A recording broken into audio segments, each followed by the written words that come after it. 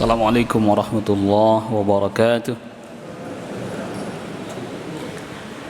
إن الحمد لله نحمده ونستعينه ونستغفره ونعوذ بالله من شرور أنفسنا ومن سيئات أعمالنا. من يهده الله فلا مضل له ومن يضلل فلا هادي له.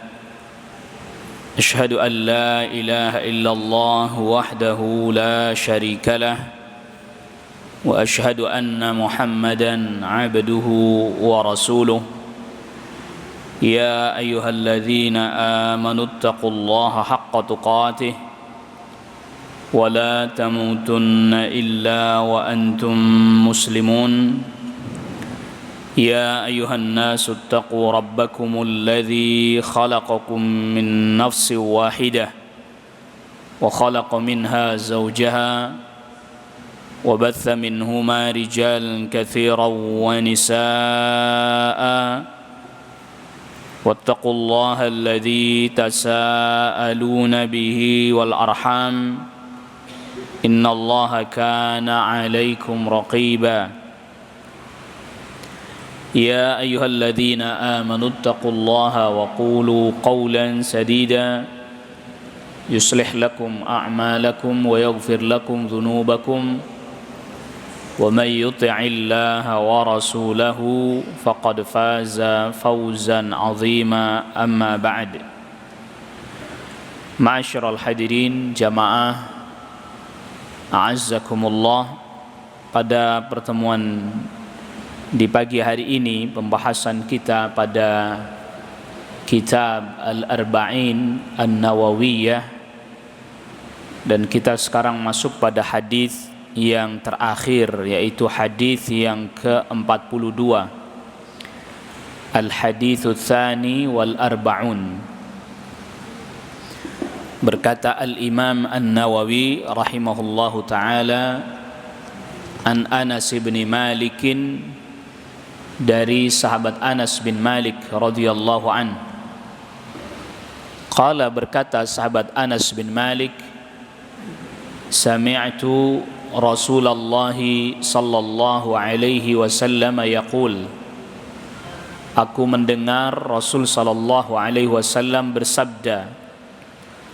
Qala Allah Ta'ala, Allah Subhanahu wa taala berfirman, ini berarti hadis qudsi.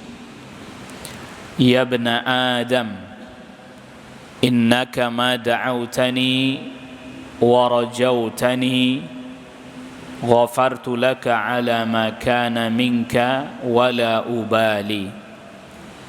Wahai anak Adam, sesungguhnya selama engkau berdoa kepadaku, selama engkau berharap kepadaku, maka aku akan mengampunimu berapa banyak pun dosamu.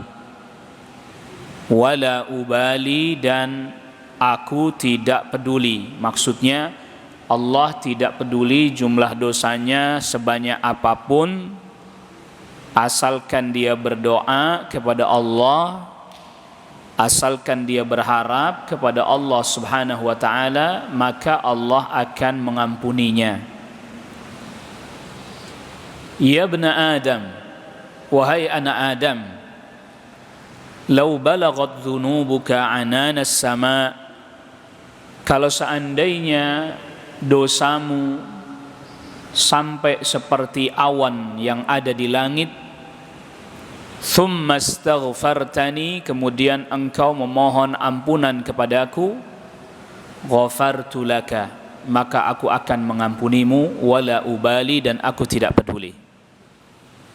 Ya bna Adam, wahai anak Adam, innaka law ataitani biqurabil ardi khataya, wahai anak Adam, kalau seandainya engkau datang kepadaku membawa dosa sepenuh bumi, thumma laqitani la tusyriku bi syai'an, kemudian engkau berjumpa denganku, yang berarti wafat, dalam keadaan tidak menyekutukan aku dengan sesuatu apapun, la ataituka biqurabiha maghfiratan, niscaya aku akan datang kepadamu juga membawa ampunan sepenuh bumi. Rawahu Tirmidzi. Al-Imam An-Nawawi berkata, rawahu Tirmidzi, hadis ini diriwayatkan oleh Al-Imam At-Tirmidzi, wa qala hadithun hasanun, dan Al-Imam At-Tirmidzi katakan hadis ini adalah hadis hasan. Sedangkan di dalam Sunan At-Tirmidzi, dalam kitabnya Imam At-Tirmidzi, redaksinya tidak berhenti sampai pada hadza hadisun hasan, tetapi ada lanjutannya, hadza hadisun hasanun gharibun la na'rifuhu illa min hadzal wajhi. Hadis ini hadis hasan, tetapi diriwayatkan hanya dari satu jalur saja. Fa'ala kulli hal, tentang hadis ini, sanad hadis ini dihasankan oleh sebagian para ulama. Ini terkait dengan derajat hadisnya. Dan ada beberapa hadis yang semakna dengan hadis ini. Itulah mengapa kemudian ya sebagiannya para ulama menghasankan hadis ini, karena telah datang beberapa hadis yang semakna dengan hadis ini. Misalnya hadis yang sahih diriwayatkan oleh Al-Imam Muslim dari sahabat Abi Dzarrin radhiyallahu an. Rasulullah sallallahu alaihi wasallam bersabda, Allah azza wa jalla berfirman, berarti hadis qudsi, wa man laqiyani biqurabil ardi khati'atan la yushriku bi syai'an laqituhu bimithliha maghfiratan. Siapa orang yang berjumpa denganku membawa dosa sepenuh bumi dalam keadaan dia tidak menyekutukan aku dengan sesuatu apapun, maka aku akan berjumpa dengannya dengan membawa ampunan sepenuh bumi. Ini hadis sahih diriwayatkan oleh Al-Imam Muslim. Dan juga ada penguat yang lain juga. Hadis diriwayatkan Al-Imam At-Tabrani dari sahabat Abdullah ibn Abbas. Allah subhanahu wa ta'ala berfirman, Ibn Adam, innaka ma da'autani wa rajautani ghafartu laka ala ma kana mink. Wahai anak Adam, selama engkau berdoa dan berharap hanya kepadaku saja, maka aku akan ampuni seluruh dosamu. Walau ataitani biqarabil ardi khataya, dan kalau seandainya engkau datang kepadaku membawa dosa sepenuh bumi, laqituka bimil'il ardi maghfiratan, aku pun akan datang berjumpa denganmu membawa ampunan juga sepenuh bumi. Ma lam tusyrik bi, selama engkau tidak menyekutukan aku. Jadi hadis ini adalah hadis yang hasan, banyak penguatnya. Al-Imam An-Nawawi rahimahullahu ta'ala menutup kitabnya Al-Arba'in An-Nawawiyah dengan hadis yang menjelaskan tentang ampunan Allah Rabbul Alamin, dengan harapan semoga Allah Subhanahu wa ta'ala menutup kehidupan kita semuanya, termasuk penulis itu Al-Imam An-Nawawi rahimahullahu ta'ala, dengan ampunan Allah Rabbul Alamin. Oleh karena itu Al-Imam An-Nawawi di dalam kitabnya Al-Adhkar juga menutup kitabnya Al-Adhkar dengan satu bab pembahasan tentang istighfar. Seraya beliau berkata, "I'lam anna hadzal bab min ahammil abwab." Ketahuilah sesungguhnya bab ini, yaitu terkait dengan istighfar, adalah bab yang sangat penting. Allati yu'tana biha, yang semestinya mendapatkan perhatian yang sangat besar. Wa yuhafadhu 'alal 'amali bih, dan juga hendaknya setiap muslim, setiap orang continue dalam beristighfar, mohon ampun kepada Allah Subhanahu wa taala. Wa qasadtu ta'khira, dan saya sengaja mengakhirkan. Wa qasadtu bi ta'khirihi, dan sengaja saya akhirkan at-tafa'ula, dalam rangka untuk optimis, berharap, bi ayyakhtimallahu al-karim lana bihi, semoga Allah yang maha mulia menutup kehidupan kita dengan ampunannya. Jadi ini mengapa menjadi rahasia juga, atau menjadi salah satu sebab juga kenapa Al-Imam An-Nawawi mengakhirkan hadis ini di dalam kitab Al-Arba'in, sebagaimana Al-Imam An-Nawawi juga mengakhirkan pembahasan atau bab istighfar di dalam kitab Al-Adhkar, itu berharap semoga Allah Subhanahu wa taala menutup kehidupan kita dengan ampunan Allah Rabbul Alamin.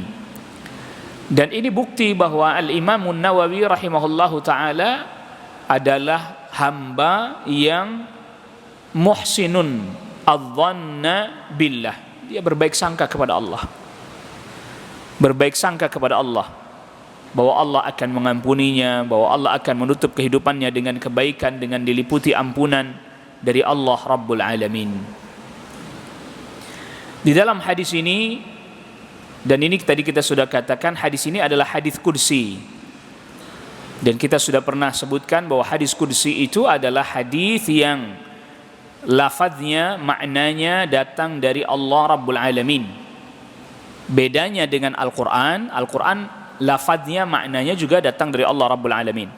Bedanya dengan Al-Quran, Al-Quran lafadznya mu'jiz. Mu'jiz itu maknanya adalah melemahkan musuh, melemahkan lawan, sehingga tidak ada yang bisa mendatangkan seperti atau semisal Al-Quran. Oleh karena itu Allah Subhanahu wa taala menantang orang Arab pada saat itu yang paling fasih sekalipun agar mendatangkan seperti apa yang Allah Subhanahu wa taala turunkan kepada Nabi sallallahu alaihi wasallam. Allah Subhanahu wa taala berfirman, "Wa in kuntum fi raibim mimma nazzalna ala 'abdina fa'tu bi suratin min mithlih wad'u syuhada'akum min dunillah in kuntum sadiqin fa in lam taf'alu wa lan taf'alu fattaqun nar allati waquduha an-nas wal hijarah u'iddat lil kafirin." Kalau seandainya kalian ragu terhadap apa yang kami turunkan kepada hamba kami, yaitu kepada Nabi Muhammad SAW, yang dimaksud yang diturunkan di sini adalah Al-Quran. Kalau kalian ragu, silahkan datangkan yang semisal satu surat. Silahkan datangkan dan ajak semua pendukung kalian. Artinya kalau seandainya orang Arab yang paling fasih pada saat itu saling bahu-membahu, tolong-menolong, gak akan bisa. Maka Allah firmankan, fa illam taf'alu wa lan taf'alu. Kalau kalian tidak bisa melakukannya, dan sampai kapanpun kalian tidak akan bisa melakukan hal itu, maka takutlah kalian kepada neraka yang yang bahan bakarnya dia adalah batu dan manusia yang disediakan bagi orang-orang kafir. Ya, kita sudah jelaskan ini bahwa hadis qudsi yang lebih kuat lafadznya, maknanya datang dari Allah Rabbul Alamin. Bedanya dengan Al-Quran, kalau Al-Quran ada mengandung melemahkan musuh, menantang dan melemahkan musuh. Ini berarti Allah Subhanahu wa taala memberitahukan melalui Rasulullah sallallahu alaihi wasallam kepada seluruh manusia, ya bani Adam, wahai anak Adam, wahai seluruh manusia, ya masuk di dalamnya wanita juga, perempuan juga masuk. Sesungguhnya selama engkau berdoanya hanya kepadaku, berharapnya hanya kepadaku, niscaya aku akan mengampunimu seberapa banyak pun dosamu. Di sini ada hal yang sangat penting yang harus kita ketahui. Di dalam hadis qudsi ini bagian pertama disebutkan dua. Yang pertama, ma da'autani, selama engkau berdoa kepadaku. Yang kedua, warajautani, engkau berharap kepadaku. Pada hadis ini dijelaskan ada dua ibadah, tetapi dia ketika dilakukan bersamaan. Ad-du'a adalah ibadah qauliyah, ibadah berupa ucapan. Tetapi ad-du'a juga bisa berupa ibadah perbuatan, ibadah badaniyah, ibadah fisik.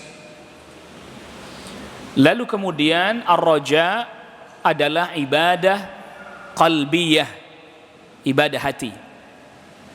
Ar-raja adalah ibadah qalbiyah, ibadah hati, gerakan hati, amalnya hati. Jadi selama kita ini beribadahnya hanya kepada Allah Subhanahu wa taala, tidak menyekutukan Allah Subhanahu wa taala dengan selain Allah dalam semua ibadah kita, baik itu ibadah ucapan, perbuatan ataupun ibadah hati, maka Allah niscaya akan mengampuni seluruh dosa kita.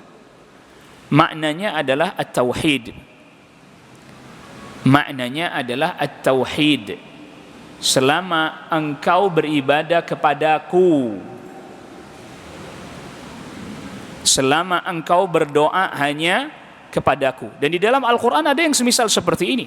Misalnya firman Allah Subhanahu wa taala di surat Ghafir ayat yang ke-60, wa qala rabbukum ud'uni astajib lakum. Surat Ghafir ayat ke-60.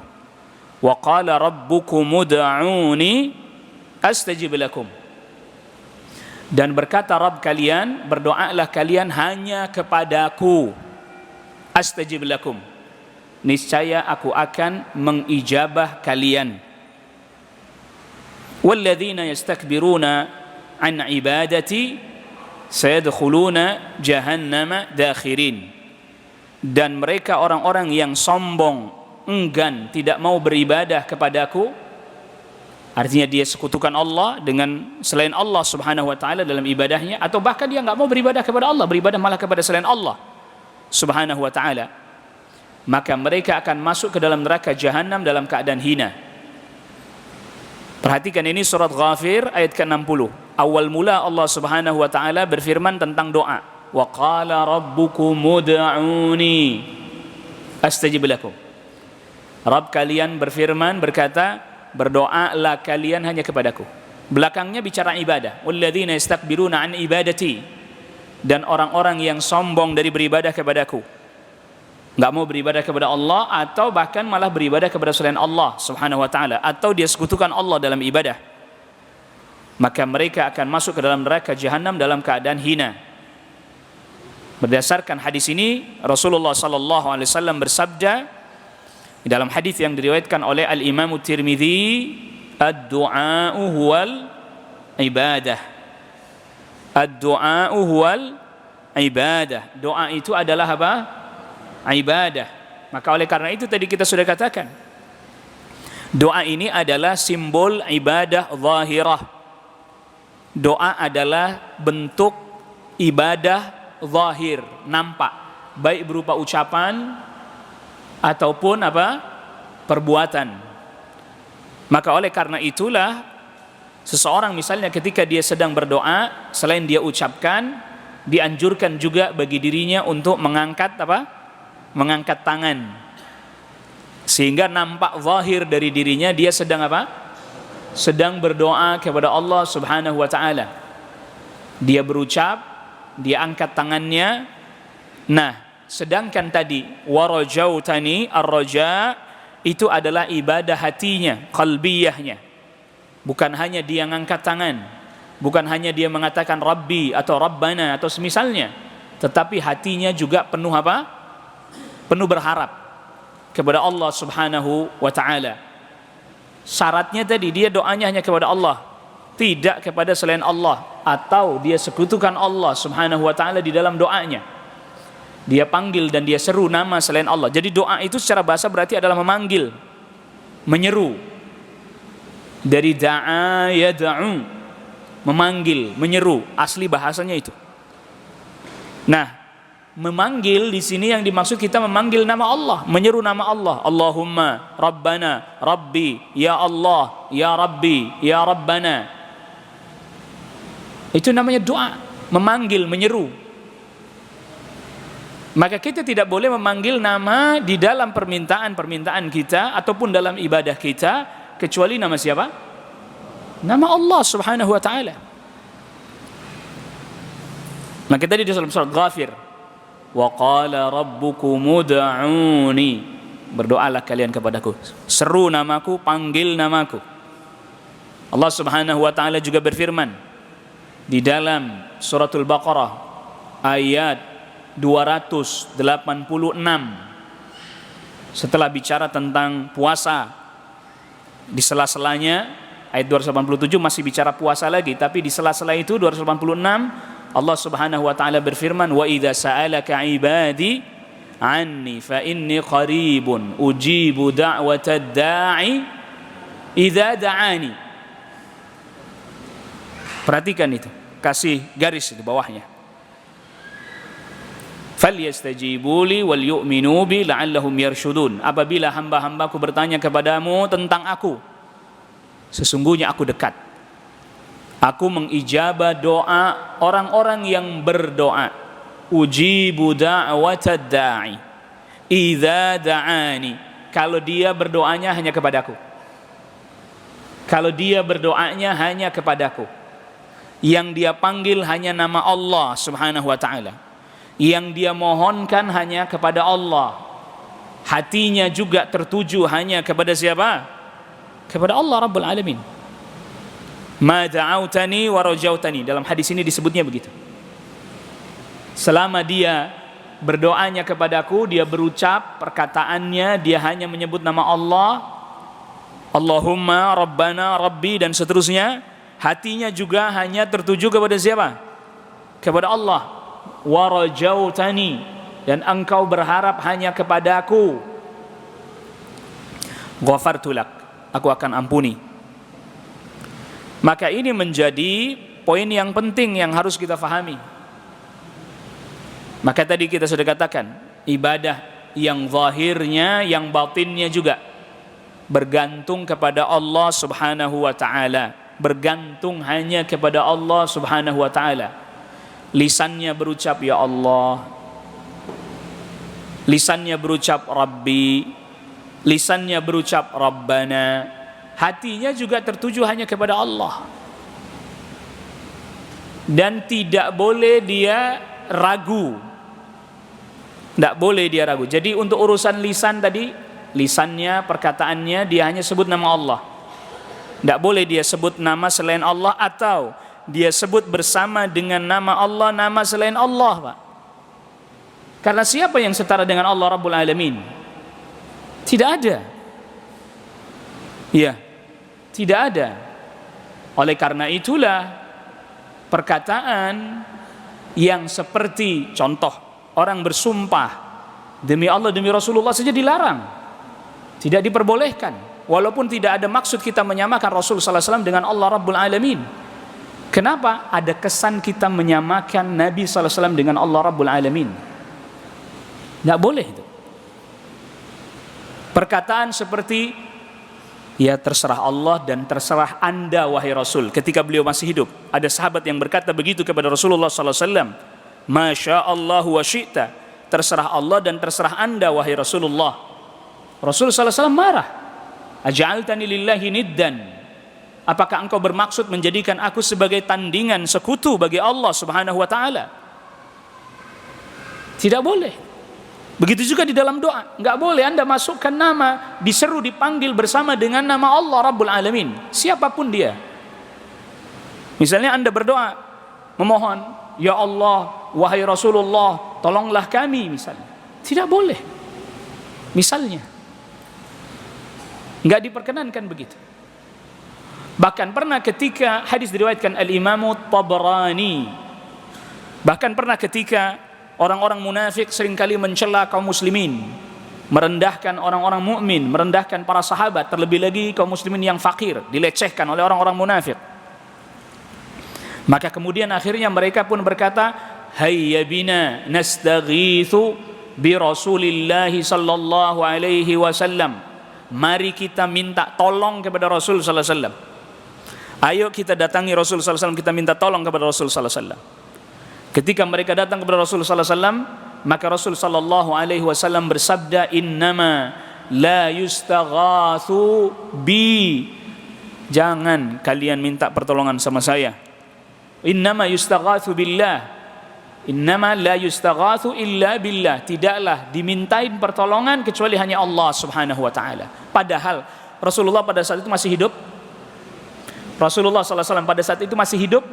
Masih hidup. Rasul mengajarkan kepada, bukan berarti Rasul gak bisa tolong mereka, bisa. Karena masih hidup, bisa. Tetapi tetap terbatas tidak? Terbatas enggak? Terbatas. Karena Rasul makhluk. Beliau masih hidup, bisa nolong, bisa bantu, tapi terbatas tidak? Terbatas. Maka oleh karena itulah Rasulullah SAW mengajarkan kepada para sahabat agar mereka memohon pertolongan kepada Allah. Bukan berarti nggak boleh minta tolong kepada Rasul ketika masih hidup. Boleh, dan beliau bisa melakukan itu, tapi terbatas. Rasul ingin mengajarkan kepada para sahabat agar lebih mengandalkan dan bersandar kepada Allah Rabbul Alamin lebih dari siapapun. Ternyata ada seorang Arab Badui, hadis sahih riwayat Imam Bukhari, datang kepada Rasul sallallahu alaihi wasallam. Rasul lagi khutbah Jumat. Rasul, doakan kami enggak turun hujan, halakal mal wa ja'al iyal, harta pada mati. Harta mereka pada satu hewan ternak. Orang-orang pada kelaparan. Bagaimana nih Rasul? Doa kepada Allah untuk kami. Rasul doakan tidak? Rasul doakan. Kenapa ketika pada saat ini Rasul doakan, pada saat yang lain Rasul tidak doakan? Yang satu, Rasul minta tolong, minta tolonglah kepada Allah kalian. Di sisi lain ada orang Rasul doakan, iya didoakan oleh Rasul sallallahu alaihi wasallam. Ada dua tinjauan mengumpulkan dua hadis ini. Yang pertama, boleh minta pertolongan kepada Rasul ketika Rasul sallallahu alaihi wasallam masih hidup.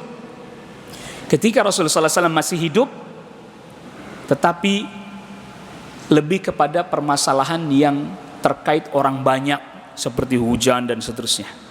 Bukan berarti urusan pribadi juga Rasul nggak mau bantu, tapi tetap terbatas Rasul. Itu pun bukan berarti Rasul yang menolong. Rasul meminta kepada Allah. Di sisi lain, Rasul ajarkan agar mereka minta langsung kepada Allah Subhanahu wa taala, agar mereka boleh minta kepada Rasul bantuan pertolongan, tapi jangan kemudian kalian terlampau mengandalkan Rasul sallallahu alaihi wasallam.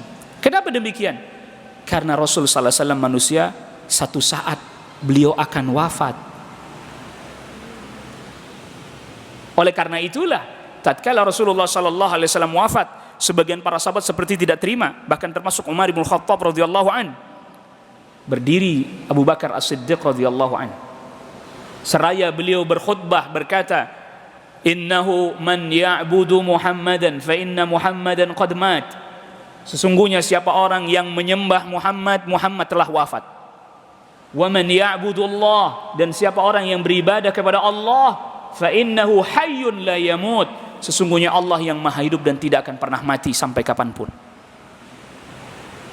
Ini Abu Bakar As-Siddiq radhiyallahu anhu mendidik umat bahwa ya siapapun cinta kepada Rasul sallallahu alaihi wasallam, siapapun orang sangat mencintai Rasul sallallahu alaihi wasallam, tapi tetap harapan kita tidak bisa disandarkan sepenuhnya kepada Rasul sallallahu alaihi wasallam, karena Rasul sallallahu alaihi wasallam juga manusia, punya keterbatasan sebagai manusia.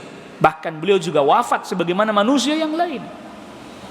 Dan ijma, silahkan Anda baca, buka kitab sirah sejarah Rasul manapun, karya ulama kaum muslimin, semua pasti nyebut Rasul sallallahu alaihi wasallam apa?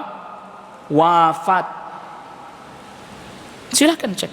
Bahkan sampai hari ini tanya satu orang muslim, Rasul wafat? Udah wafat. Semua menjawab begitu. Tidak ada yang tidak menjawab kecuali dengan jawaban yang seperti itu, wafat.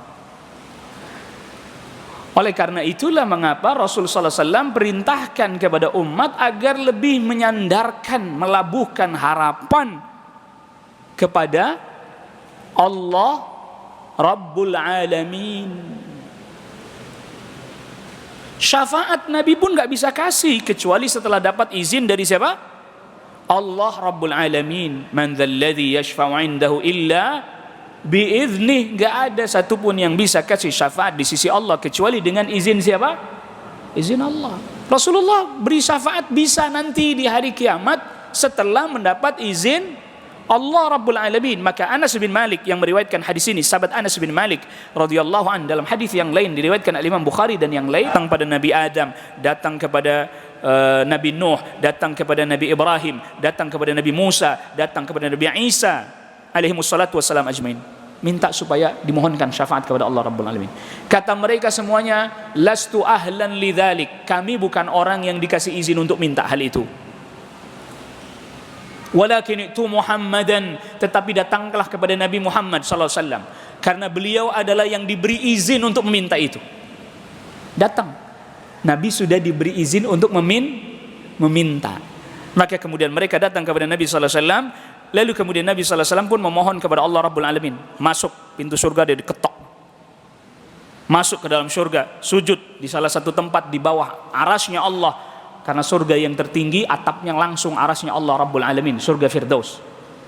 Gak ada yang tahu berapa lama Nabi sallallahu alaihi wasallam sujud, kecuali ada sebagian riwayat yang menyebutkan selama 7 hari, 1 pekan. Tapi 7 hari, 1 harinya 50.000 tahun, berarti 350.000 tahun orang nunggu semua di mahsyar, masih nunggu semua, masih nunggu. Sampai baru kemudian Nabi diizinkan untuk mengangkat kepalanya. Beliau memohon itu sambil sujud, sampai kemudian baru Nabi SAW diperintah oleh Allah Rabbul Alamin, irfa ra'sak, angkat kepalamu, takallam yusma' mink, bicara maka akan didengar, wasal tu'tah, minta akan diberi, washfa' tushaffa', minta syafaat diberi syafaat. Artinya Nabi SAW pun tidak bisa memberi syafaat tanpa mendapatkan izin dari Allah Rabbul Alamin. Oleh karena itulah syafaat itu hakikatnya mutlak milik Allah Rabbul Alamin. Qul lillahi syafa'atu jami'a. Katakan bahwa sesungguhnya syafaat itu seluruhnya mutlak milik Allah. Nabi SAW bisa setelah diizinkan, pun diberikannya juga pada siapa yang Allah kehendaki, bukan pada siapa yang Rasul sallallahu alaihi wasallam kehendaki. Jelas, bukan kepada siapa yang Rasul kehendaki, tapi kepada siapa yang Allah kehendaki. Jadi tidak bisa Rasul kasih syafaat kepada siapa yang Rasul kehendaki, tidak, kecuali memang Allah kehendaki itu juga. Maka Abu Thalib itu khusus dapat syafaat melalui Rasul sallallahu alaihi wasallam, itu khusus Abu Thalib, di mana api neraka hanya sampai mata kakinya saja, tapi kekal. Penjelasan itu harus ditambahkan agar kita faham. Gak bisa diangkat dari neraka karena kufur. Hanya dapat keringanan siksa, tapi tidak diangkat dari neraka. Abu Thalib paman Nabi sallallahu alaihi wasallam. Nabi sallallahu alaihi wasallam tidak bisa berbuat apa-apa. Sudah sampai situ saja sudah. Tidak bisa lebih lagi dari itu. Itu sudah diberi oleh Allah kekhususan. Karena Abu Lahab nggak ada keringanan sama sekali. Toh sama-sama paman Nabi sallallahu alaihi wasallam. Abu Lahab tidak ada dapat keringanan sama sekali. Karena wafatnya juga kufur, dan dia termasuk yang menentang Nabi sallallahu alaihi wasallam. Maka yang diberi keringanan khusus Abu Thalib, telah datang hadis yang sahih menjelaskan tentang hal itu, tapi tidak dengan Abu Lahab. Maka oleh karena itu harapan kita ditujukan kepada Allah, kepada Allah Rabbul Alamin. Tidak ada yang bisa menolong kita melainkan hanya Allah Rabbul Alamin. Tidak ada yang bisa mengampuni dosa kita melainkan hanya Allah Rabbul Alamin. Tidak ada yang bisa membantu kita melainkan hanya Allah Rabbul Alamin. Gak ada yang bisa memenuhi seluruh hajat kita kecuali hanya siapa? Hanya Allah Rabbul Alamin. Gak ada yang bisa melindungi kita, menjaga kita dari berbagai macam keburukan kecuali hanya siapa? Allah Rabbul Alamin. Kita ini dalam hadis ini tegaskan, diarahkan kepada Allah Rabbul Alamin. Manusia ini hanya sebab. Apa kita tidak boleh mengambil sebab? Boleh. Tapi jangan mengandalkan apa? Sebab. Apa kita nggak boleh Pak Ustadz lagi sakit datang ke dokter? Boleh. Sebab dokter kasih nasihat begini, kasih saran begini, obatnya. Bukan dokter menyembuhkan, dia hanya kasih sebab. Ibu nanti jaga kesehatannya ya, istirahat, minum obat ini sekian. Sebab. Boleh ambil sebab boleh. Tapi tidak lantas kemudian harapannya tertumpu dan tertuju penuh kepada sang dokter itu. Orang bekerja di satu perusahaan, sebab dengan sebab itu dia dapat gaji, sebab. Tapi kalau kemudian dia terlampau mengandalkan sebab, akhirnya saya kalau nggak kerja di sini gimana? Saya mau makan apa? Mengandalkan sebab. Saya kalau tidak jadi karyawan di sini, saya mau makan apa? Mengandalkan sebab. Cari sebab yang lain. Allah Subhanahu wa taala bentangkan sebab di muka bumi. Berbagai macam sebab orang bisa mendapatkan penghasilan. Dibuka, bukan hanya cuma jadi pegawai. Bukan hanya cuma jadi karyawan, jadi pedagang, mau jadi ini, mau jadi itu. Asalkan halal, tidak bertentangan dengan syariat. Maka orang-orang yang tidak mengandalkan sebab, dia akan menjadi orang yang mampu kreatif. Sebab ini belum berhasil, cari sebab yang lain. Ini belum berhasil, cari sebab yang lain. Dan terus seperti itu. Karena dia bersandar kepada Allah Rabbul Alamin. Bukan berarti bersandar kepada Allah Rabbul Alamin gak ngambil sebab. Tidak, tetap ambil sebab, tapi tidak mengandalkan sebab. Sehingga satu sebab belum berhasil, dia bisa menuju kepada sebab yang lain. Dia berharap penuh kepada Allah Rabbul Alamin. Dia meminta dan berharap penuh kepada Allah Rabbul Alamin. Satu sebab gagal, ya udah, cari yang lain. Satu sebab rugi, cari yang lain. Allah masih kasih dari jalan yang lain. Mudah-mudahan Allah bukakan dari jalan yang lain. Seperti itu. Ini hadis mengandung banyak pelajaran. Maka semestinya orang mukmin itu sikapnya ya kayak begitu. Sikapnya orang mukmin itu seperti itu. Gagal satu, cari yang lain lagi. Belum berhasil di satu sebab yang lain lagi. Tidak berhenti dia. Kalau toh dia berhasil juga, karena dia tahu betul Allah yang berikan itu, nggak jadi congkak, tidak jadi sombong, nggak jadi melampaui batas, tidak lantas kemudian, saya berhasil begini karena saya hebat begini karena saya. Tidak. Karena dia tahu, dia hanya menempuh sebab. Sedangkan Allah Rabbul Alamin yang kemudian menetapkan hasilnya. Makanya hati-hati dengan perkataan sebagian orang yang berkata usaha tidak mengkhianati hasil atau apalah itu. Nah, ini perkataan orang mengandalkan sebab ini. Bukan tidak mengambil sebab, tapi jangan mengandalkan sebab.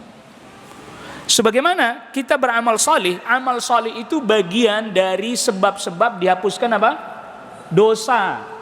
Rasulullah SAW bersabda dalam hadis yang sahih diriwayatkan oleh Imam Muslim, as-salawatul khamsu wal jumu'atu ila al-jumu'ah wa ramadan ila ramadan mukaffiratun lima bainahunna idza ijtunibatil kaba'ir. Salat 5 waktu, satu salat Jumat ke salat Jumat yang lainnya, satu Ramadan ke Ramadan yang lainnya, menghapuskan dosa-dosa di antara itu semuanya. Idza ijtunibatil kaba'ir, apabila dosa besar dijauhi. Dan masih banyak hadis yang semisal seperti ini. Sebagaimana juga misalnya Ramadan, man shoma ramadhana imanan wa ihtisaban ghufira lahu ma taqaddama min dhanbi. Siapa orang yang puasa bulan Ramadan karena iman, berharap pahala dari Allah Subhanahu wa taala, diampuni dosa yang terdahulu. Diampuni dosa. Di antara sebab kita diampuni dosa adalah kita beribadah, mengerjakan ketaatan kepada Allah Subhanahu wa taala. Apa terus kita enggak usah ibadah? Tidak, tetap beribadah, ambil sebab. Tetapi kita masuk surga bukan semata-mata karena sebab ibadah kita. Innakum la tadkhuluna al-jannata bi'amalikum. Rasulullah SAW bersabda, sungguhnya kalian masuk surga bukan karena semata-mata amal kalian, karena amal kalian hanya sebab. Amal kita hanya sebab. Bisa Allah terima, bisa Allah tolak. Ditambah lagi memang kita kalau beramal emang benar-benar pas betul gitu. Tepat betul gitu. Atau masih ada kemungkinan peluang meleset-melesetnya? Banyak kemungkinan peluang meleset-melesetnya. Tetapi kalian masuk surga dengan rahmatnya Allah. Tapi sebab tetap diambil enggak? Diambil. Makanya itu orang harus melihat satu hadis dengan hadis yang lain. Kalau dia hanya lihat satu hadis kalian masuk surga tidak dengan sebab amal kalian, akhirnya udah enggak usah beramal aja. Keliru ini. Karena hadis-hadis yang lain menyebutkan tadi contohnya, orang puasa Ramadan karena iman, berharap pahala dari Allah, diampuni dosanya terdahulu. Itu kan berarti dia harus mengambil sebab. Dia tetap mengambil sebab. beribadah kepada Allah Rabbul Alamin, beramal saleh, tapi dia tidak boleh menjadi orang yang congkak sombong mengandalkan apa? Amalnya. Lalu dia pastikan saya pasti masuk surga. Tidak.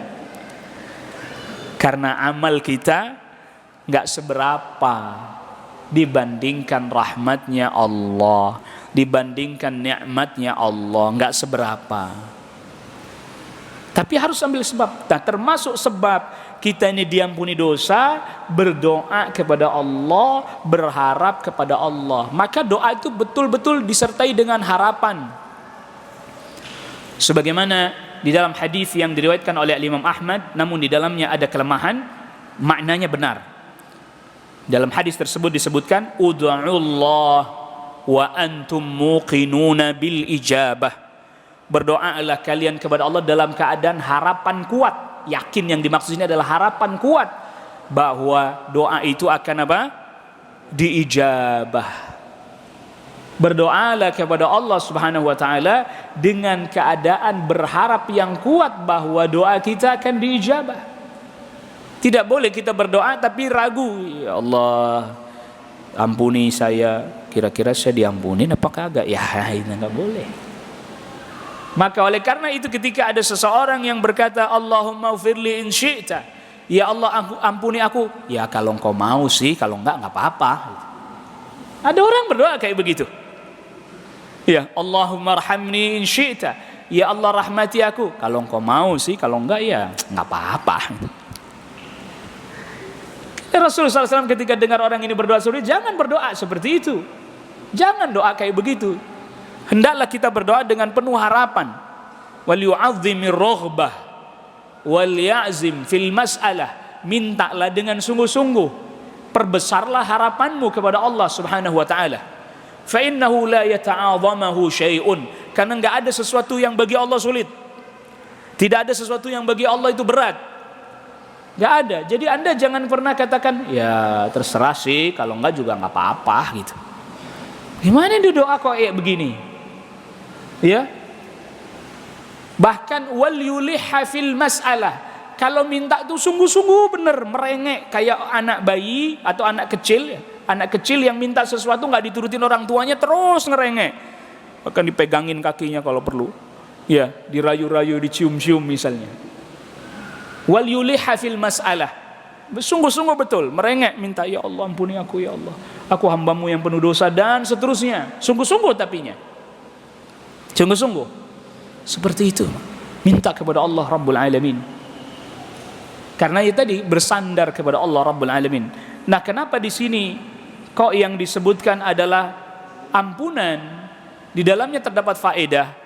Di antara permintaan yang paling penting yang kita mohon kepada Allah Subhanahu wa taala adalah permintaan apa?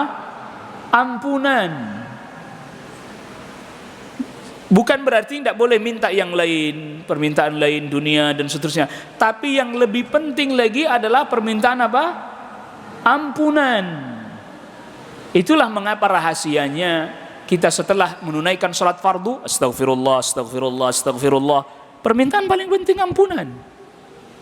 Bahkan di dalam salat kita saja mohon ampun juga kepada Allah Rabbul Alamin. Rabbighfirli warhamni, duduk di antara dua sujud. Bahkan termasuk sebagian zikir ketika ruku dan sujud. Subhanakallahumma rabbana bihamdika Allahumma firli. Sebagian bacaan ruku dan sujud diriwayatkan Imam Bukhari. Maha suci engkau ya Allah, seraya memujimu, ampunilah aku. Jadi di dalam salat kita aja isinya ampunan. Allahumma ba'id baini wa baina khotoya, ya Allah jauhkan antara diriku dan kesalahan-kesalahanku. Kama ba'adta bainal masyriqi wal maghrib, sebagaimana engkau jauhkan antara timur dan barat, dan seterusnya ampunan. Maka doa yang paling utama dimohonkan kepada Allah Rabbul Alamin, doa ampunan. Iya, doa ampunan, bukan doa fulus terus, bukan. Doanya fulus, merah alus-alus terus mintanya.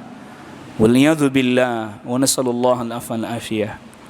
Ampunan. Ini Imam Nawawi ditutup kitab Al-Arba'in dengan hadis ini, berharap ampunan. Doanya, ya Allah, minta mobil ya Allah, mobil apa aja ya Allah, tapi tolonglah ya Allah Fortuner ya Allah. Gimana ini doa kok maksa ini? La ilaha illallah. Doa maksa, ya Allah mohon mobil, minta mobil ya Allah, mobil apa aja dah, apa aja nggak apa-apa, tapi tolong kalau bisa yang itu, yang Fortuner itu ya Allah. Gimana ini? Hah?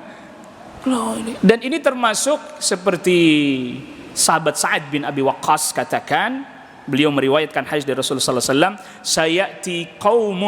sayati ala ummati qaumun ya'taduna fid du'a, akan datang pada umatku satu kaum doanya berlebihan melampaui batas. Itu buktinya sampai merek-merek mobil dimohonkan kepada Allah Rabbul Alamin. Ya termasuk tadi itu, mintanya fulus, merah alus-alus katanya. Allah musta'an, nasallallahu alaihi wasallam. Ya'taduna fid du'a, melampaui batas. Itu karena sebabnya gini. Jadi sahabat Sa'ad bin Abi Waqqas punya anak. Anaknya berdoa detail. Ya Allah, aku memohon kepadamu surga ya Allah, yang begini, yang begitu, yang sungainya di sebelahnya begini, sebelahnya begitu. Detail. Aku mohon perlindungan dari neraka, yang dari belenggunya, dari rantainya, siksanya yang begini, siksanya yang begitu. Kata sahabat Sa'ad bin Abi Waqqas, doanya bagus, masih mohonnya surga neraka, bukan mohon Fortuner, bukan. Bagus, ini bagus doanya, tapi berlebihan. Akhirnya sahabat Sa'ad bin Abi Waqqas katakan kepada anaknya, doa cukup begini, ya Allah aku mohon kepadamu surga dan segala amal perbuatan yang bisa mendekatkan diriku kepada surga. Allahumma inni as'alukal jannah wa ma qarraba ilaiha min qaulin wa amalin wa a'udzubika minan nar wa ma qarraba ilaiha min qaulin wa amalin. Ya Allah, aku mohon surga dan segala ucapan perbuatan yang bisa mendekatkan kepada surga. Aku mohon perlindungan dari neraka dan segala sesuatu yang bisa mengantarkan kepada neraka. Udah gitu aja doanya, gak usah pakai detail-detail. Yang sebelah kirinya sungai begini, sebelah kanannya bangunan begini, gak usah. Ya'taduna fid du'a, melampaui batas dalam hal berdoa. Maka oleh karena itu, kalaulah Allah Subhanahu wa taala tidak memberikan pahala kepada kita dari ibadah kita kecuali hanya ampunan dosa, maka itu lebih dari cukup. Maka tadi kita sudah katakan, hadis-hadis yang sahih menyebutkan itu salat fardu, salat Jumat, puasa Ramadan, bahkan haji. Apa keutamaannya? Diampuni dosa. Man hajja walam yafsuq walam yarfuth raja'a min dhunubihi kayaumin waladathu ummu. Siapa orang berangkat haji, dia tidak berbuat kefasikan, dia tidak berbuat rafas, cabul, maka dia kembali seperti pada hari di mana dia dilahirkan oleh siapa? Oleh ibunya. Makanya digundul.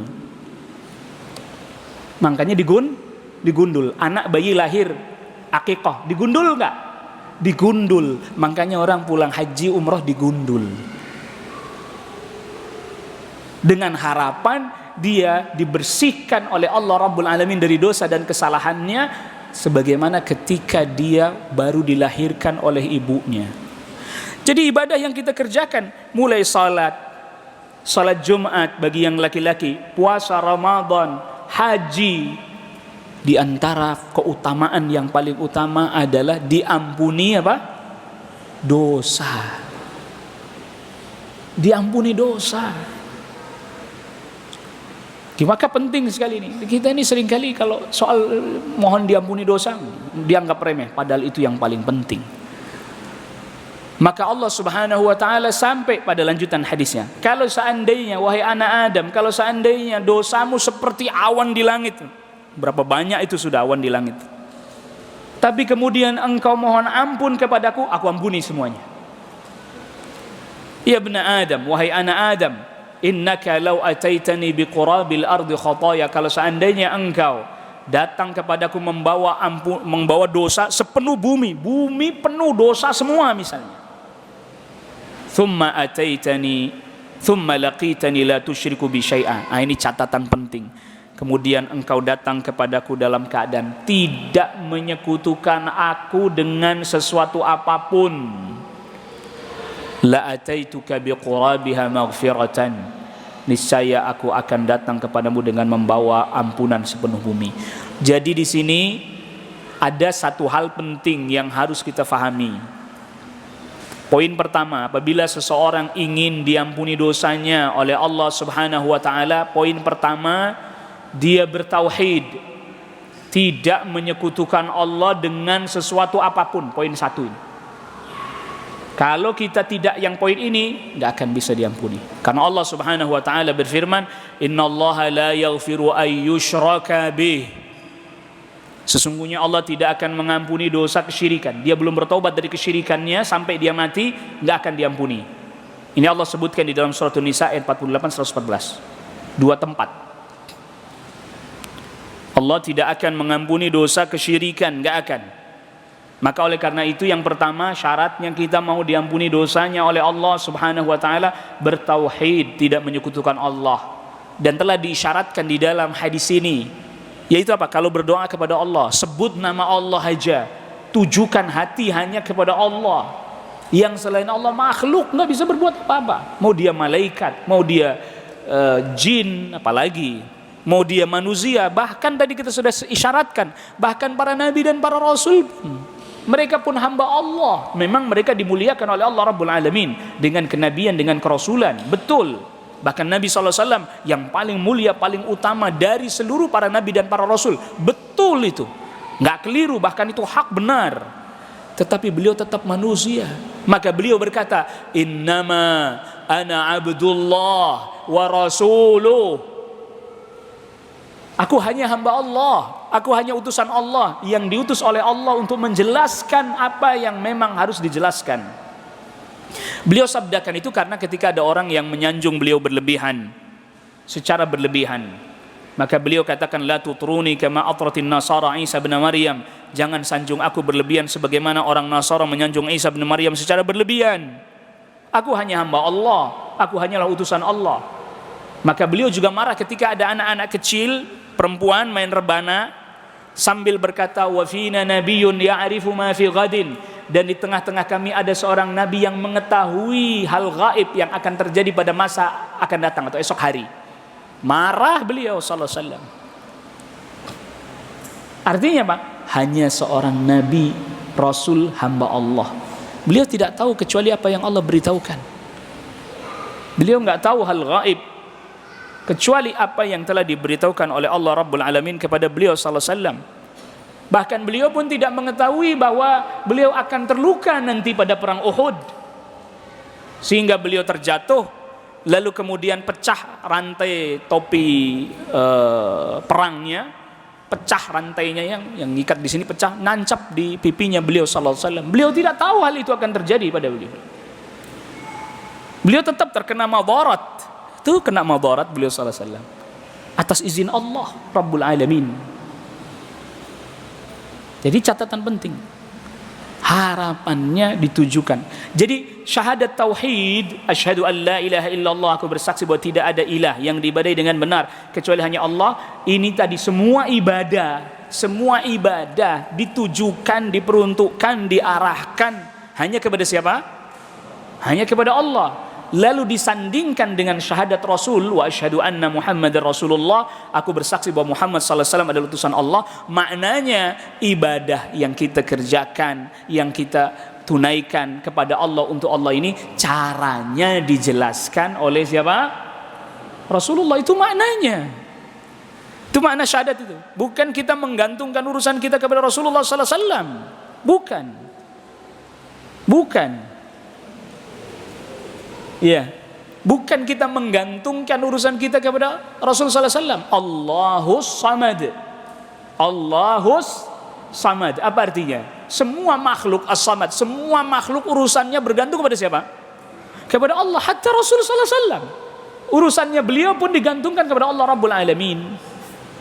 Maka ketika sebelum perang Badar, Rasul sallallahu alaihi wasallam berdoa, tangannya diangkat setinggi-tingginya. Allahumma anjiz ma wa'adtani, ya Allah tunaikanlah janjimu kepadaku ya Allah. Intahlik hadhil isabah lam tu'bad fil ard. Kalau yang ada ikut perang Badar ini semuanya mereka mati, kalah, maka tidak akan pernah engkau disembah di muka bumi karena kekufuran yang menang. Itu Nabi SAW berdoa berulang-ulang, gak berhenti-henti sampai serban beliau jatuh.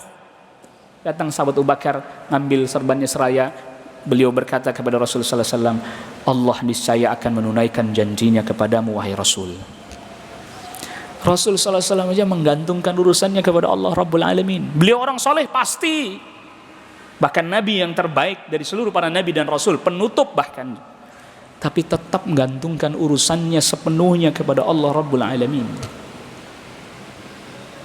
Maka ini syarat penting yang harus kita ketahui. Selain kita berdoa, mohon ampun kepada Allah, selain kita mengerjakan amal saleh, ini kan sebab-sebab diampuni dosa. Bertauhid, meninggalkan kesyirikan, lalu kemudian berdoa hanya kepada Allah Subhanahu wa taala, mengerjakan ketaatan, memperbanyak ketaatan. Jadi perlu kita ketahui bahwa banyak mengerjakan ketaatan ibadah itu bukan untuk kepentingan kita.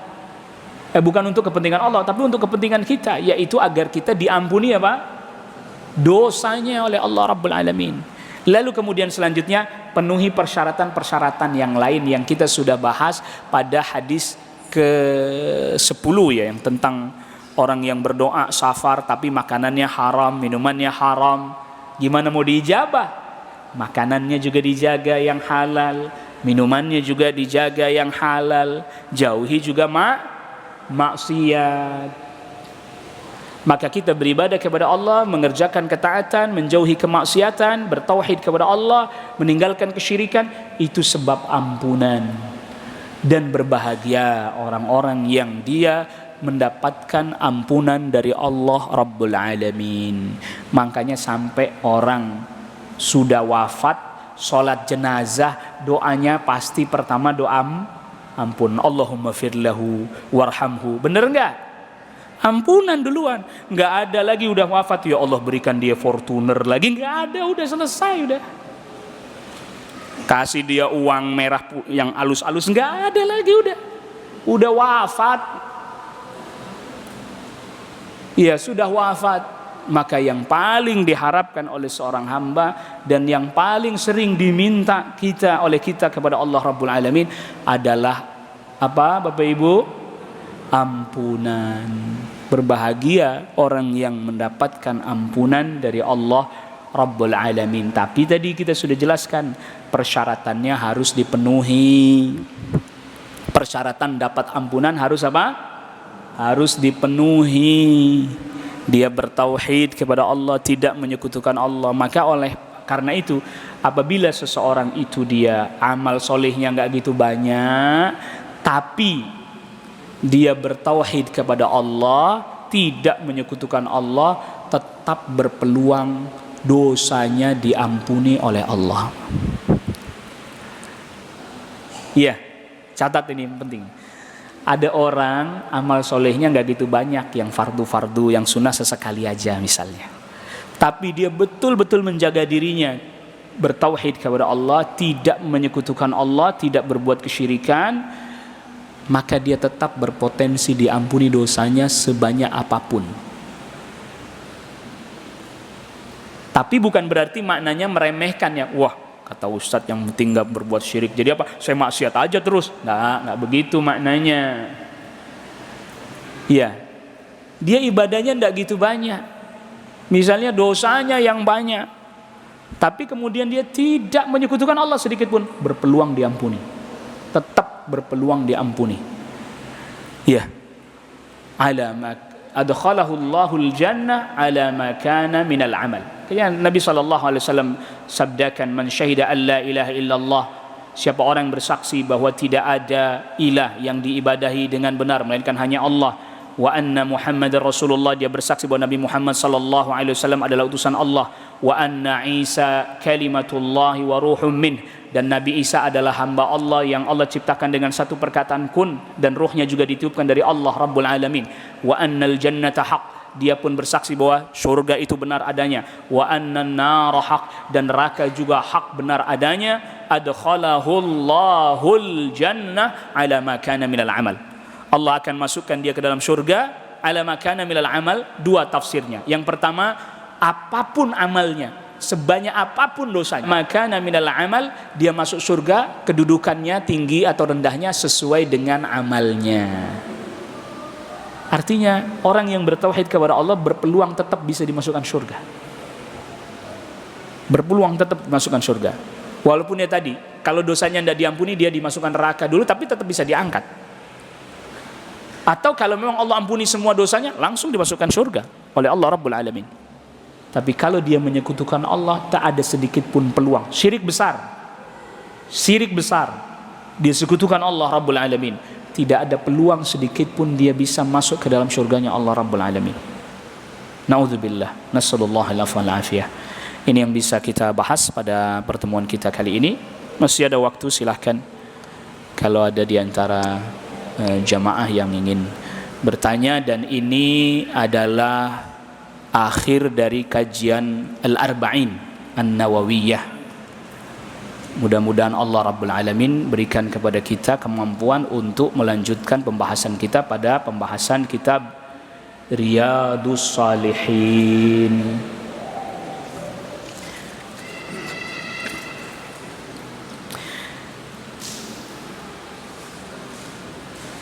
Iya. Ini sudah ada pertanyaannya. Assalamualaikum warahmatullahi wabarakatuh. Ustaz mau bertanya, apa perbedaan hadis dan hadis qudsi, dan apa ciri-ciri hadis qudsi? Ciri-cirinya hadis qudsi biasanya begini. Jadi kan tadi sudah ya. Aku mendengar, kata sahabat Anas bin Malik, aku mendengar Rasul sallallahu alaihi wasallam bersabda. Aku mendengar Rasul sallallahu alaihi wasallam bersabda, lalu tidak langsung Allah Subhanahu wa taala berfirman. Hadis qudsi ini. Aku mendengar Rasul sallallahu alaihi wasallam bersabda. Habis itu Allah Subhanahu wa taala berfirman. Hadis qudsi. Ciri paling sederhana itu, bahwa itu adalah hadis qudsi. Ciri paling sederhana itu. Makanya tadi di hadis tadi kata Anas bin Malik, aku mendengar Nabi sallallahu alaihi wasallam bersabda. Allah Subhanahu wa taala berfirman. Ini berarti hadis qudsi. Assalamualaikum Waalaikumsalam warahmatullahi wabarakatuh. Mohon penjelasan, ada seorang non muslim yang bertanya kepada saya, kenapa anjing dan babi diciptakan oleh Tuhanmu jika hanya dikatakan najis dan haram? Kita balik tanya dia, boleh nggak? Kira-kira kenapa Allah ciptakan Anda sedangkan Anda nggak jadi orang Islam? Loh ya, Anda berhak bertanya, saya boleh ditanya juga dong. Iya. Kenapa Allah ciptakan Anda sedangkan Anda nggak jadi orang Islam, malah menjadi orang yang tidak membangkang kepada Allah? Marah nggak Bu dia, Bu? Loh, dia boleh nanya, kenapa kita tak boleh tanya sama dia? Ini bicara sama-sama boleh bertanya dong. Iya nggak? Kenapa Allah ciptakan Firaun? Kita balik tanya dia. Anda tahu Firaun? Firaun itu zalim, tahu? Tahu ya. Kenapa Allah ciptakan Firaun? Anda tahu Namrud? Ya, kenapa Allah ciptakan Namrud? Begitu membangkangnya Firaun dan Namrud, kenapa Allah ciptain? Kalau dia kan cuma untuk diharamin doang, itu lebih berat lagi itu. Iya.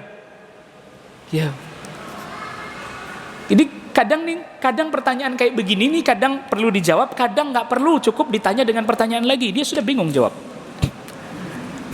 Kenapa? Karena dia pakai logikanya. Dia pakai apa?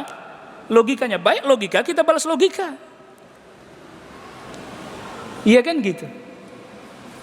Sekarang kita balik bertanya lah sama dia misalnya. Dalam agama Anda hewan apa yang diharamin? Tanya sama dia. Hewan apa yang diharamkan? Kalau dia bisa jawab ada, saya sebut satu jenis hewan, maka kita katakan kenapa dia diciptakan untuk diharamkan. Tapi kalau dia bilang tak ada, ya sudah selesai. Berarti memang dia tidak pakai aturan agama. Hakikatnya dia tidak pakai aturan, nggak ada yang diharamkan. Berarti tanya, mencuri, baik, mencuri boleh, tak boleh. Kenapa Allah menciptakan pencuri kalau hanya untuk diharamkan tuh perbuatan itu? Ayo gimana tuh? Itu jawaban jawaban logika patah dengan logika. Tapi kalau jawaban yang memang sebenarnya ada, bukan tak ada, Bapak Ibu nggak usah khawatir, jawaban sebenarnya ada. Itu jawaban logika patah logika. Tapi karena terkadang sebagian orang yang bukan orang Islam, dia nggak bisa kan kita bawakan dalil, ayat, hadis, Mana mengerti dia itu, dia nggak iman. Maka terkadang perlu logika, patah logika. Anda tahu pencuri? Tahu. Anda tahu koruptor? Ya? Siapa yang ciptakan itu koruptor? Ya Tuhan. Kenapa diciptakan untuk jadi koruptor itu orang tak berguna? Kita bukan berarti sedang menghina Allah, sedang mematahkan logikanya dia. Jawabannya yang benar bagaimana? Para ulama sudah jawab, Al-Imam Ibnu Qayyim sudah jawab. Justru itu menunjukkan kekuasaan Allah Subhanahu wa taala. Menunjukkan Allah Maha Kuasa. Tidaklah sesuatu itu baik kecuali ada lawannya. Buruk. Anda bisa tahu baik kalau nggak ada buruk gimana? Nggak bisa. Kita bisa tahu halal tanpa ada lawannya gimana? Nggak bisa. Maka ada yang halal, ada yang haram, sehingga kita tahu mana yang hak, mana yang batil. Ada yang batil, nggak ada yang hak, atau sebaliknya, yang ada hanya hak, tidak ada yang batil. Gimana bisa bedain? Justru itu Allah Maha Kuasa. Maka dunia ini, kita hidup di dunia ini ujian, betul nggak? Nah, yang namanya ujian itu ada jawaban yang benar, ada jawaban yang apa? Yang salah. Kalau ujian dikasih contekan jawabannya benar semua, buat apa ujian? Jelas. Makanya di dunia ini ada yang halal, ada yang haram. Diuji kita dengan yang haram. Kita jadi mau ngelanggar atau mau taat, sehingga tidak mau mengambil yang haram itu. Digoda kita oleh sebagian orang. Makanya ada koruptor, dia ngajakin kita, tergoda nggak kita untuk begitu juga? Itu diuji. Memang ini tempatnya ujian. Ada yang baik, ada yang buruk, ada yang halal, ada yang haram, ada yang taat, ada yang maksiat. Kalau udah di surga, halal semua, betul? Iya. Khamr di surga, jadi halal nggak, Bu? Halal. Pasti beda dengan khamr dunia. Sutra bagi laki-laki, di sini haram nggak? Haram. Di akhirat sana nanti surga, halal, dapat sutra. Emas bagi wanita, perhiasan emas boleh, nanti laki-laki jadi boleh. Bahkan bangunannya, rumahnya, bataknya emas, perak. Sekarang nggak boleh, Bu. Ibu walaupun kaya raya, punya duit banyak, terus bikin rumah bataknya dari emas, perak, nggak boleh. Kenapa? Tetangganya tiap hari ntar ngerontokin. Nah, itu termasuk apa, berlebihan ya. Berlebihan, punya mobil dilapisin emas beneran, bukan cuma dicat emas tapi dilapisin emas, gak boleh. Kaya seperti apapun gak boleh. Begitu, Bu ya. Jadi ini sebenarnya ini logika-logika sederhana aja. Cuman seringkali kita tuh tidak bisa jawab ya, karena itu di faktornya. Lalu kemudian apakah salah seorang ibu yang agak bawel dan terlalu memperhatikan anaknya, apalagi masalah agama, sehingga anaknya agak membenci ibunya ketimbang bapaknya karena bapaknya kurang atau agak santai untuk masalah agama.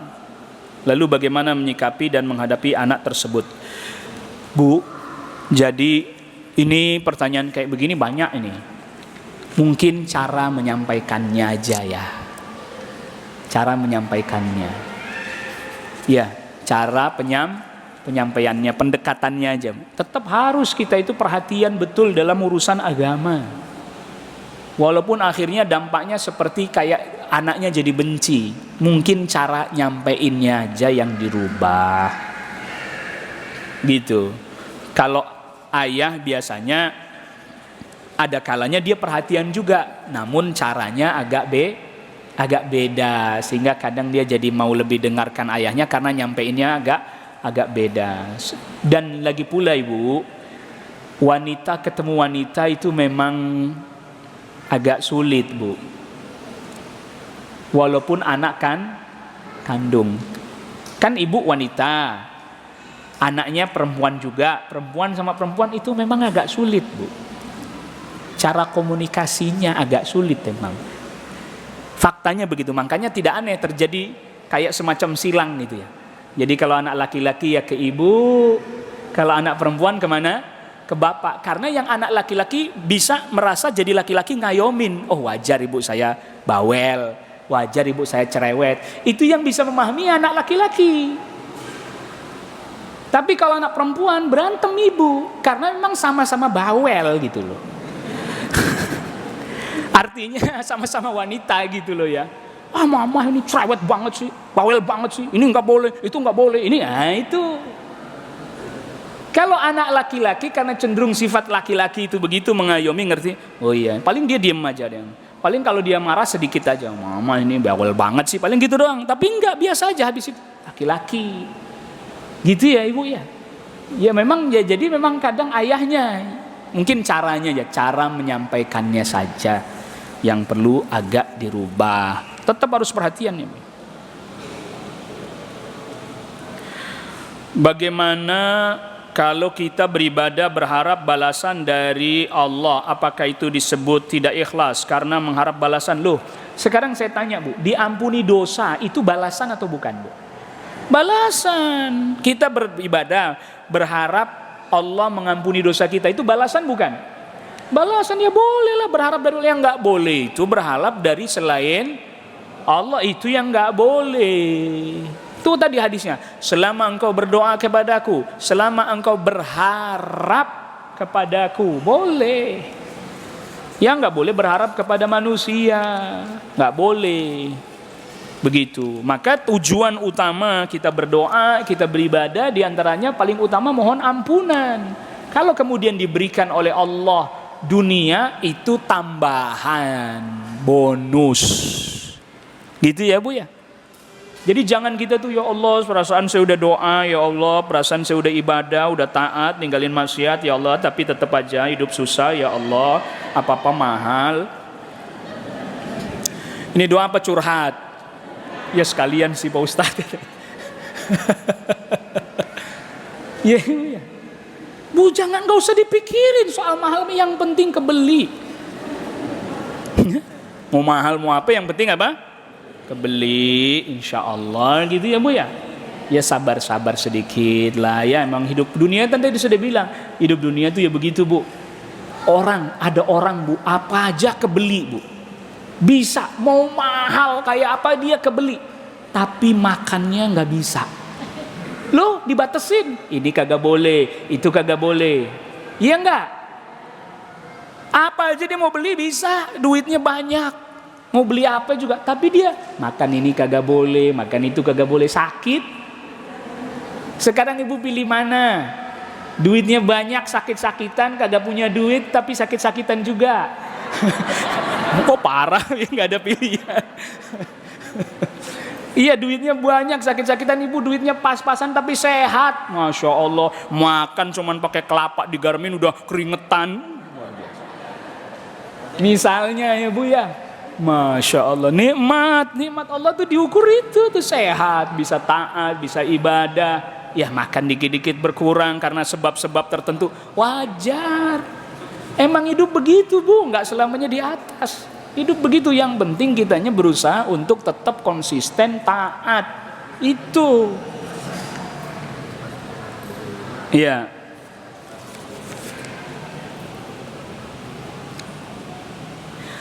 Ustadz, apakah kita boleh minta kepada seseorang untuk mendoakan kita? Boleh, asal dia tadi masih hidup ya.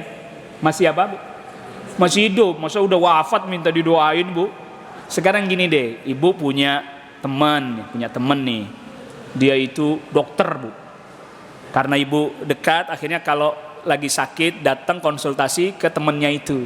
Satu ketika temannya udah wafat. Teman ibu yang dokter itu sudah wafat. Ibu datang ke kuburannya. Tolong dong, nih saya lagi sakit apa? Hah?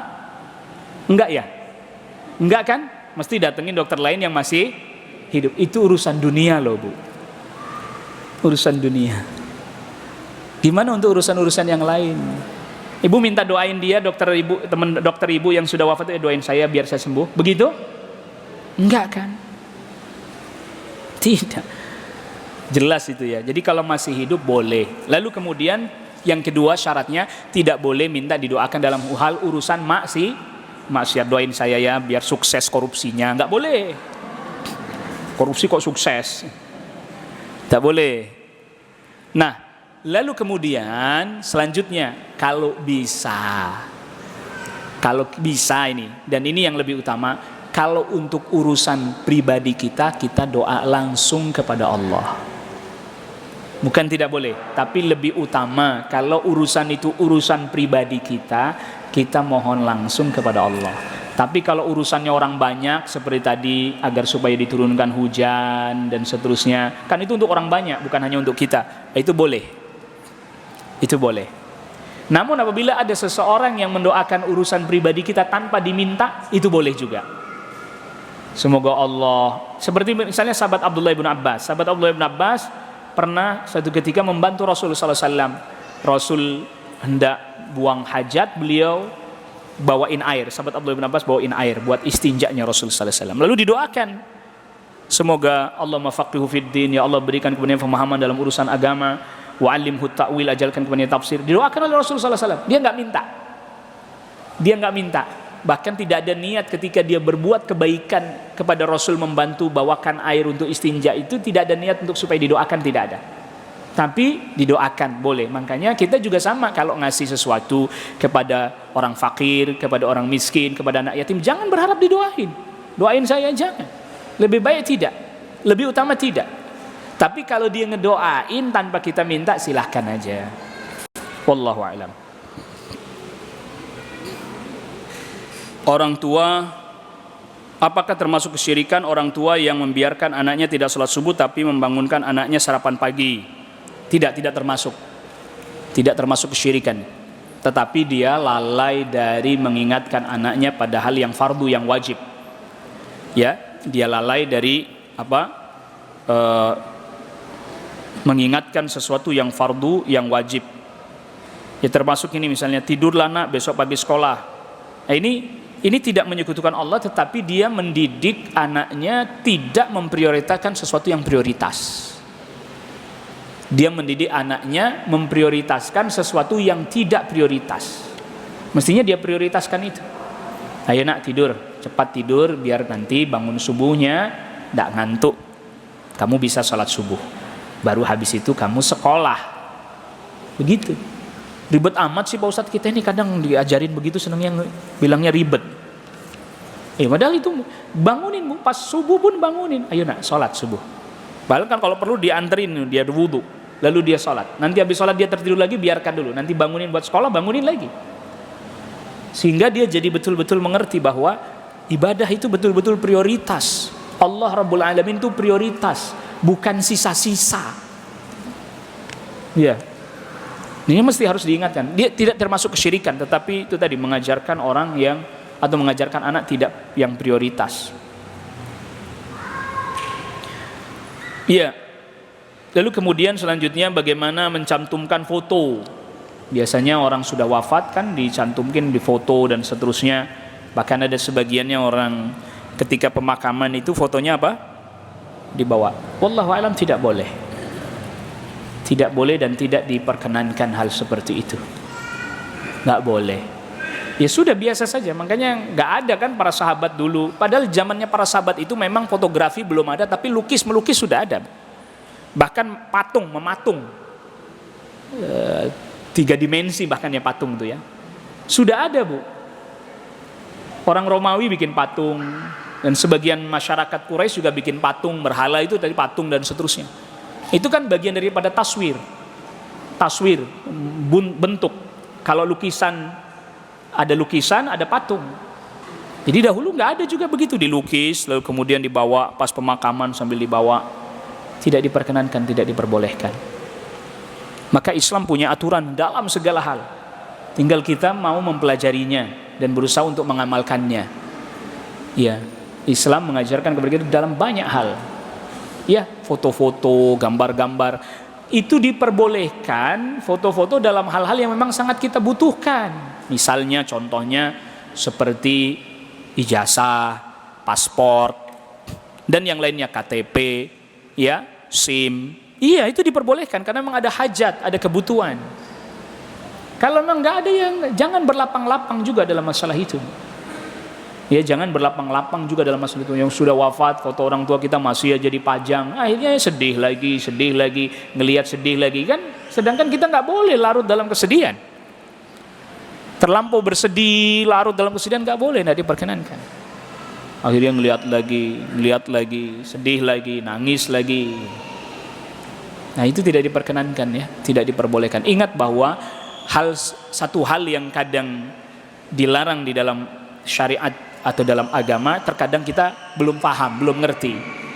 Tetapi kalau kita mau terus pelajari, insya Allah kita akan semakin mengerti, semakin paham.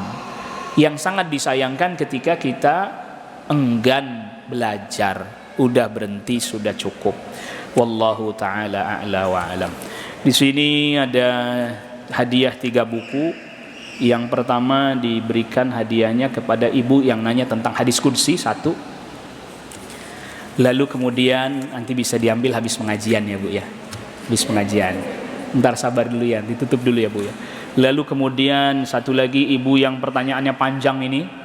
Tadi yang non muslim tadi itu. Yang non muslim ya Bu ya. Terus yang satu lagi ini Mas yang nanya belakangan tadi yang soal foto.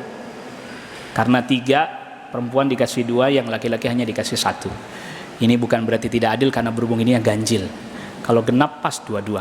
Ya mungkin nanti satu saat pertemuan lagi hadiahnya ada lagi insyaallah taala. Wallahu a'lam wa sallallahu ala nabiyyina Muhammadin wa alihi wa sahbihi wa sallama tasliman katsira. Subhanakallah bihamdik asyhadu an la ilaha illa anta astaghfiruka wa atubu ilaik. Assalamualaikum warahmatullahi wabarakatuh.